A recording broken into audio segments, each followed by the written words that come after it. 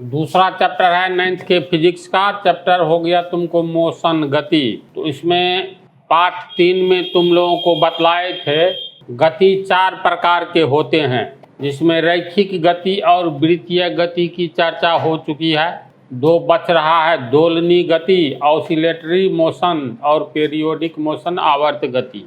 तो जस्ट इसको 2 मिनट के भीतर रिवाइज कर लो। रैखिक गति किस गति को कहते हैं? जब कोई पिंड रैखिक बना है किस शब्द से? रेखा का विशेषण है रैखिक, रेखा का विशेषण रैखिक, लाल का विशेषण लाली, काला का काली।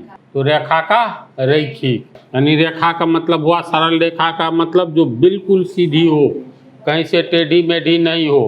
तो एक सरल रेखा में जो गति कर रहा है, कोई पिंड अगर एक सरल रेखा जैसी पथ पर, अर्थात सरल रेखीय पथ पर स्ट्रेट लाइन जैसा रास्ता हो, बिल्कुल सीधा रास्ता, तो उस पथ पर गति में रहने वाले पिंड की गति रैखिक गति कहलाएगी। जैसे ट्रेन 2 समानांतर पटरी पर सीधी सरल रेखा में चलती है। कोई NH है बिल्कुल सीधा, तो वहाँ पर जो कोई मोटरसाइकिल वाला या 4 व्हीलर वाला रहेगा तो एकदम बिल्कुल सीधी दूरी तय करेगी। उसकी गति कैसी होगी? सरल रेखा, यानी बिल्कुल सीधी रैखिक गति।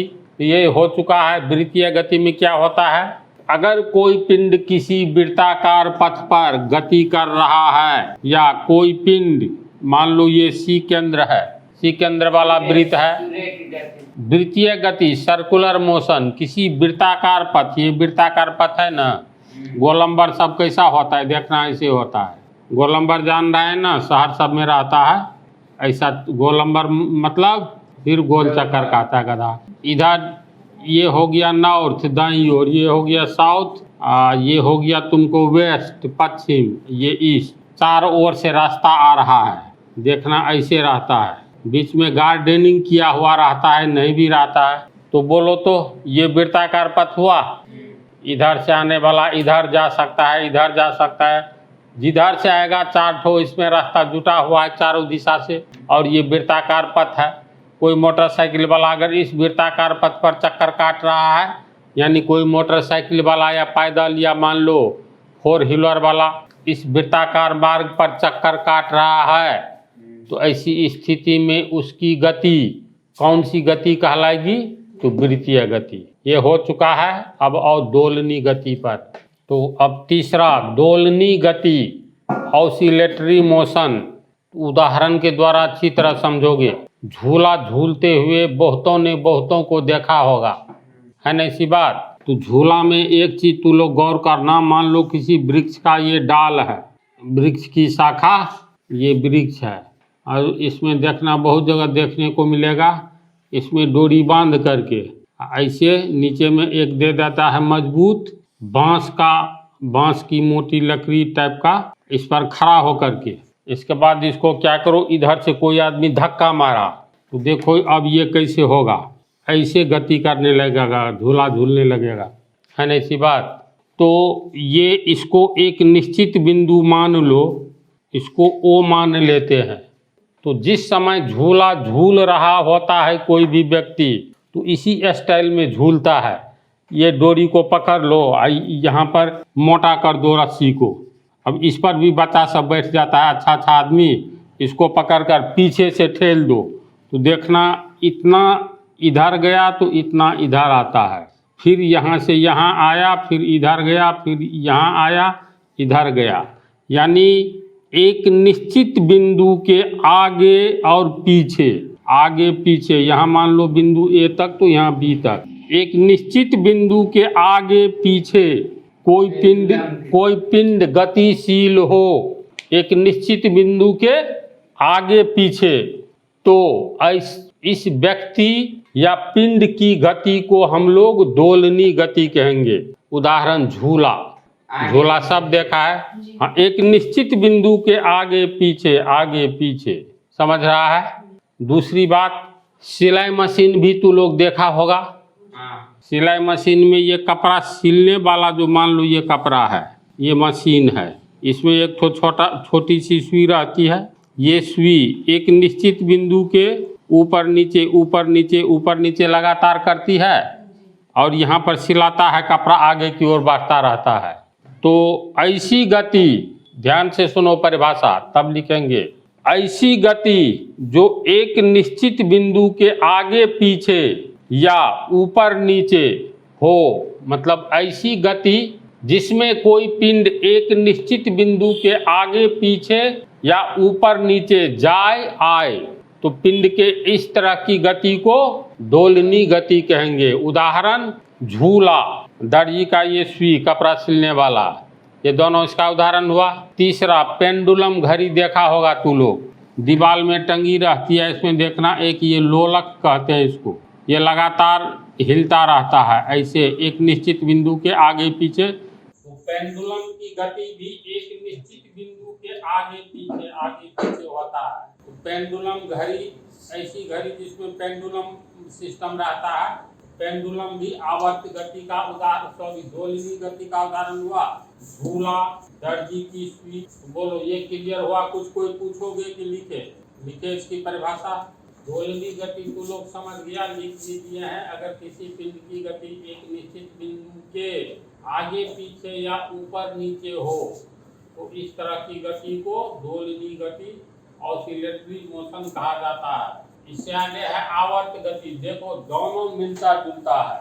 आवर्त गति में क्या होता है, तो लोग पेंडुलम को मतलब जब भी देखोगे घड़ी में अगर बैटरी है 24 घंटा में जितने सेकंड होते हैं, यानी पल पल पेंडुलम एक निश्चित बिंदु से, ध्यान दो, जैसे ये पेंडुलम है दीवार घड़ी की, तो ये निश्चित बिंदु ए मान लो, इस बिंदु से एक निश्चित दूरी यहाँ तक मान लो जाता है बी तक। ए से बी की दूरी अगर मान लेते हैं 3 सेंटीमीटर है, समझ गया? ए से बी तक जाने में मान लो, जाने में जाने में 1 सेकंड, आने में 1 सेकंड लेता है, तो 3 6 सेंटीमीटर की दूरी हुई। तो 2 सेकंड में 6 सेकंड की दूरी तय की। समझा ना कैसे? फिर यहाँ से यहाँ तक गया, 1 सेकंड में 3 सेंटीमीटर, यहाँ से 1 सेकंड में 3 सेंटीमीटर आया, फिर इधर जो जाएगा वो 3 सेंटीमीटर जाएगा। मान लो ये बिंदु सी है, तो ए से सी तक भी 4 सेंटीमीटर नहीं जा सकता। नहीं, यहाँ से ए से सी तक जाने में 1 सेकंड लगाएगा और 3 सेंटीमीटर जाएगा। सी से ए तक आने में भी 1 सेकंड लगेगा, यानी 3 और 3 6 सेंटीमीटर की दूरी तय करेगा जाने और आने में। हाँ, 3 cm हो गया ए से सी तक, ये भी 3 cm हो गया ए से बी तक। अब ध्यान देने वाली बात ये है, ऐसी गति, देखो इसकी परिभाषा क्या होती है, पीरियडिक मोशन की परिभाषा। ऐसी गति जिस गति में कोई पिंड एक निश्चित बिंदु के मतलब दाईं ओर एवं बाईं ओर या ऊपर की ओर या नीचे की ओर एक निश्चित समय अंतराल में तय करे, यानी कोई पिंड किसी निश्चित बिंदु के दाएं बाएं या ऊपर नीचे निश्चित दूरी निश्चित समय में तय करे। निश्चित दूरी यानी जैसे यहाँ निश्चित दूरी 3 सेंटीमीटर दाईं ओर गया, जितना समय में लौटा उतना ही समय में 1 सेकंड में यहाँ गया, तो यहाँ मान लो 1 सेकंड में आया, तो इधर भी 1 सेकंड में 3 सेंटीमीटर जाएगा और दूसरे सेकंड में 3 सेंटीमीटर आएगा। इसमें टाइम टेबल और दूरी फिक्स रहता है, किसमें? आवर्त गति में, पीरियडिक मोशन में। समझा बात को? 24 घंटा पेंडुलम जो अप डाउन ऊपर नीचे नहीं, दर्जी सिलाई मशीन में जो करता है ना, जब तक चलाता रहता है तो सुई, एक मान लो ये लकड़ी वाला तख्ता है जिस पर ये मशीन सेटिंग रहता है, मान लो ये सुई है, तो सुई यहाँ तक है, इसका ये वाला भाग जितना नीचे जाएगा उतना ही नीचे ऊपर तक आएगा, फिर इतना ही नीचे इस बिंदु से इधर जाएगा, यानी 1 सेंटीमीटर नीचे, तो फिर 1 सेंटीमीटर आकर के 1 सेंटीमीटर ऊपर, फिर 1 सेंटीमीटर यहाँ तक, यानी इस बिंदु के ऊपर नीचे 1 सेंटीमीटर नीचे तो 1 सेंटीमीटर ऊपर, 1 सेंटीमीटर नीचे 1 सेंटीमीटर ऊपर। हाँ, निश्चित टाइम में, यानी आवर्त गति मिलता जुलता है सब चीज सेम है। हाँ, इसमें टाइम का ये है, जैसे एक निश्चित बिंदु के आगे पीछे एक निश्चित समय में एक समान समय अंतराल पर यानी समान टाइम इंटरवल पर जितनी दूरी आगे जाएगा उतनी ही दूरी पीछे जाएगा। आज सिलाई मशीन में भी उतना ही निश्चित फिक्स है, हाँ, उसमें भी ऐसे ही होता है। तो आवर्त गति का क्या हो गया डेफिनेशन? ऐसी किसी भी पिंड की ऐसी गति जिस गति में एक निश्चित बिंदु के आगे पीछे निश्चित समय अंतराल में समान दूरी तय करती है, तो पिंड के ऐसे गति को आवर्त गति कहते हैं। जैसे झूला में भी यही होता है, सिलाई मशीन में भी यही होता है। समझा इसको? तो दोनों मिलता जुलता है, तो इसकी परिभाषा लिख दे। आवर्त गति भी लिख दिए हैं। देखो ये टॉपिक तुम लोगों को समाप्त हो गया, ठीक है। अगले टॉपिक में तुम लोगों को पार्ट 4 ये पार्ट 5 में दूरी किसे कहते हैं ये सबके बारे में बतलाएंगे।